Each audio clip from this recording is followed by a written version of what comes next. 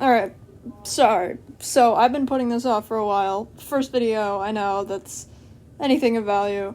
But, hey, why not? I'm bored. If you know what Warrior Cats is, you know it's stupid, you know it's weird. And I was absolutely obsessed as a kid, and then I liked it ironically, because, how can you not? It's stupid, and I still to this day like it ironically. It's Goofy Cat. How can you not enjoy Goofy Cat book that's bad and has 100 books at this point? I really gotta Google that. Anyway, I'm gonna do a little speed paint, talk about a stupid little cat book. I hope you enjoy it. So yeah, here's Stupid Little Cats, and my stupid little opinion on the stupid little cats, because yay, you want to hear that, don't you? Well, guess what? It's stupid little cat time. Alright, I'm actually genuinely going to talk about this for a bit, because this is something I am genuinely interested in. Cats, yay. So Warrior Cats has done this thing where it tries to touch on harder subjects, which is entirely book's purpose. It's to develop a theme so that someone can take something away, or to entertain, one of the two, or if not both.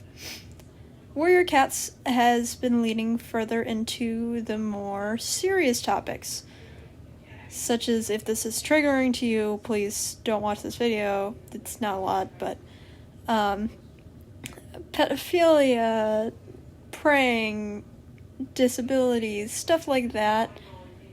And it's not taken well, and what I really want to talk about most in this is the disabilities. The Aarons, they have a lot going for them. You can search on YouTube and watch 3,000 videos about why this series is so bad, because, it is so bad for multiple reasons.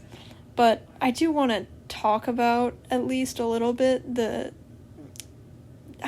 disabled people in this, because it's honestly really bothers me. I'm going to talk more about cats, but I would like just to note, everything past the first series is humans in cat bodies, whereas the first series, it feels more like cats. Afterwards, it's all humans projected onto a different living being, which is fine. It's just a good thing to know when you're looking at all the different things being taken in. So, cats. I'm going to talk about them first. Cats with 3 legs have the complete ability to... Cats that were born with 3 legs have the complete ability to function the same as normal cats. They just simply have a slight bit more difficulty. This is fine. It will not repress them from surviving on their own. Blind and deaf cats do have a more difficult time surviving on their own, but they receive commands as normal cats do, because cats can't actually talk in variety of forms like humans do, at least to not our knowledge, which is pretty big. Anyway, so this is therefore meaning that cats living in the clans who are disabled, born in such a way, should be completely fine doing normal warrior duties unless they're babied enough not to be able to do it. When it's to the point where they're completely disabled, like in the real world with humans, that's a different topic. But they should be able to prosper. So cats like Snow Kit and Jay Feather, I think his name was. I'm tired.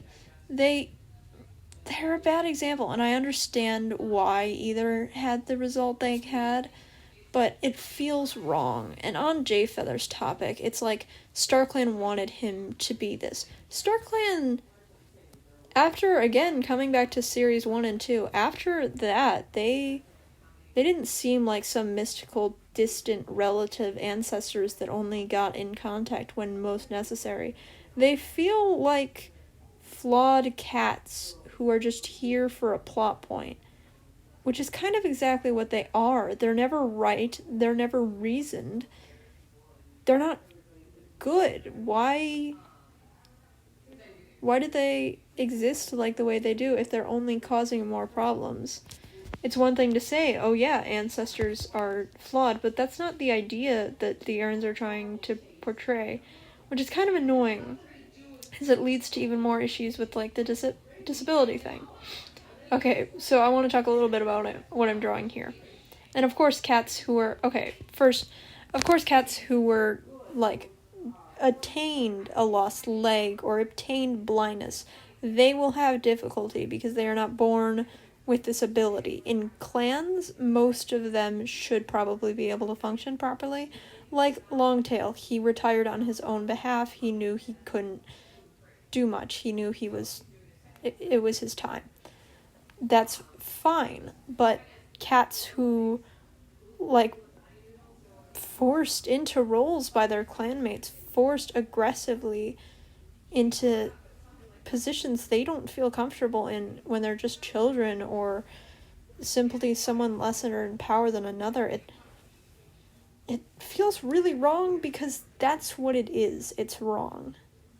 It's not okay for someone to do that. It's 100% okay for them to do it on their own. Okay, on to what I'm drawing here. I made these little OC stories about a clan of cats who the leader is kind of dumb. Not dumb, he's just childish, he's learning his ways, he's young. But he takes things too much for granted. He's not the greatest leader in the world. And he was born with a missing leg. Because I wanted him to. And then we have our main character, Marsh/Bluepaw. If you want to hear more, I'll tell you, but I highly doubt you do.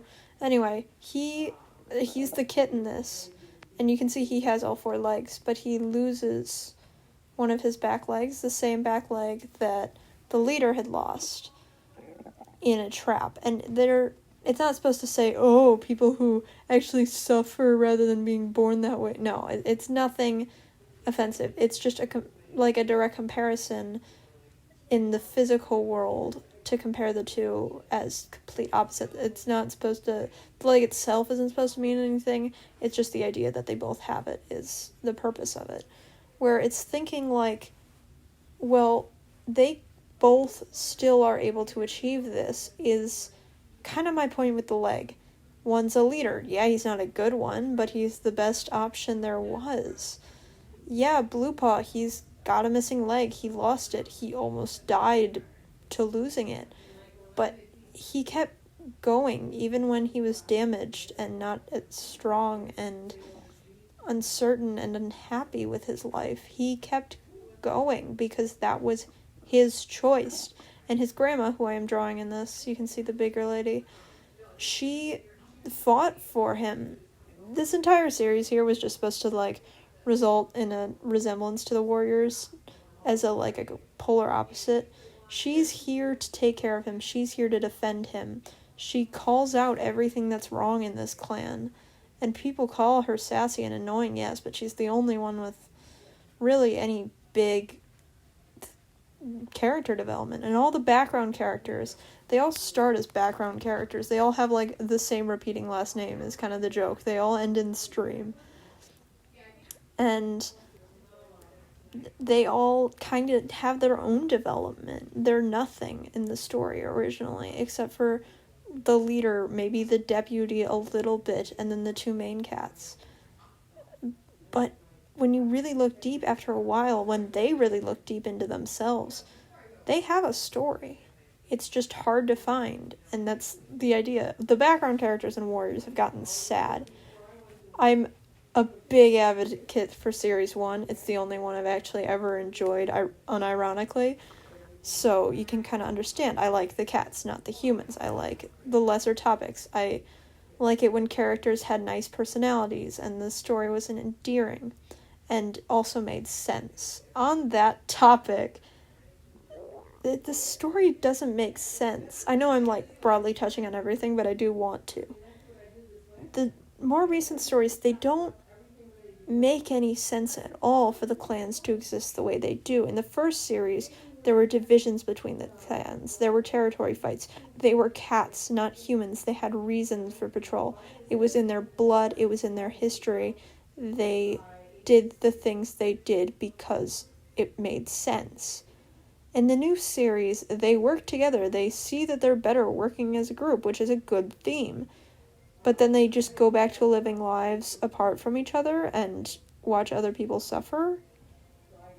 It's a good example of the real world, but it doesn't make sense that the authors don't try to resolve this issue, because it's an issue, and they refuse to do anything with it. It's confusing, it's pointless, it makes the story look dumb, which it is, which is why the first series is objectively better than all the rest.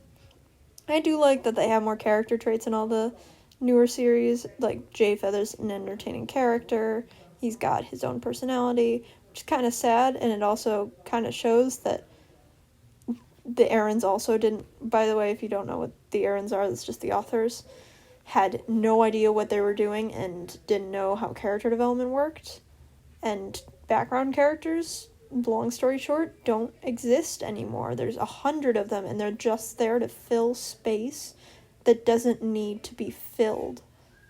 And it feels pointless because, well, it most of the time is. Which is why the story isn't endearing anymore. It just feels not repetitive, but the idea of it is repetitive. You don't get your hopes up. It's like what was originally with the Pokemon games. You're like, yeah, I'll get the games, and then it's like, yeah, they're the exact same. And now with some of the newer games, they have been getting good, I will admit that. But back to Warriors, it feels so pointless. It doesn't...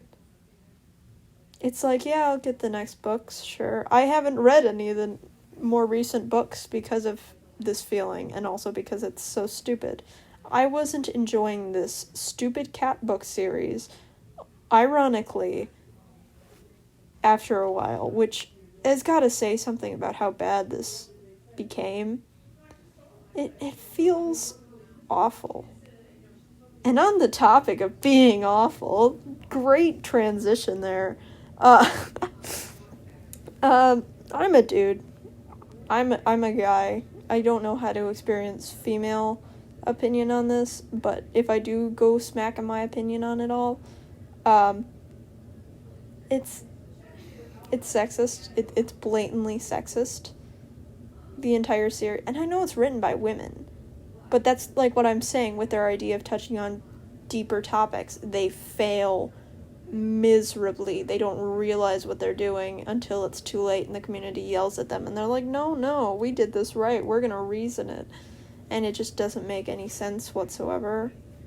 And they do this with everything, including specifications, and it's all dumb and I hate it. So, yay, that's a thing. Anyway, to go deeper on that, it's all the female characters are taken advantage of by the males. They feel like side accessories, and honestly, most of them are kind of more interesting at this point. They are thrown aside in the mere idea of just babies. It's the female is the baby. With Squirrel Flight, she's this tough, strong person who can't break up with a guy because he's toxic, and it feels wrong throughout the entire series. I'm Ace and Arrow, and even I feel uncomfortable throughout this entire experience. Well, of course I would. Either way, I would. And it just feels wrong, which is why I was really rooting for Ashfur until he turned murder and then later realized, oh crud, I made an oopsie. A little bit more than an oopsie by lighting some things on fire, but you know what I mean. In the end, everyone's a mother. Everyone's just a mate to somebody else. They never get any development. All the characters are the same in some idea that they're all lame. I mean, it's Warriors, what do you expect? But dumb cat book. It just feels... I don't know, I can go on with this for 30 minutes, but there are already plenty of those, so I'm going to talk about the irritating side of the Warriors fandom. I actually enjoyed being on the Warriors fandom as a kid, and still now, I think it's kind of funny. It's an enjoyable fandom. It's not super toxic. Not super toxic, right? Yeah, sure, it's not. So people fight. The community is much better than the people that write it. People fight, people blame, it's sad, it's weird, it's uncomfortable, and it's annoying how bratty people can be. But what more can you do? So, I'm gonna go back to talking about the books rather than getting uncomfortable. Oh wait, the books are uncomfortable. You see what I'm saying here. Anyway, the first books were good. Next book, not as good. Next book, not as good. Next book, bad. And so on and so forth. I just want to say it's an amazing idea. That's what kept me so attached to the series for so long. The idea of warrior cats is so cool. Cats that live, just feral cats in general, I've always been fascinated with. We have some living in our backyard. And this idea of their forming, their caring, the way they function, all the video games fans made were always super fun to me. And everything always felt entertaining. And it was great for the longest time. So, why is it bad? Because the plot was bad. The idea itself was amazing. Every series had its own really good parts of it. And, like the idea of the power of 3, I didn't enjoy it. You gave them superpowers. You gave them no purpose. The idea of becoming one. They all have to divide again. They all have to leave after it's felt so right to be together. They just completely destroy any good plot they ever have and replace it with something that just feels unnoticed, unflushed out, and just a money grab because you gotta roll out those 40,000 books. Anyway, this is the end. Hope you enjoy. Bye-bye.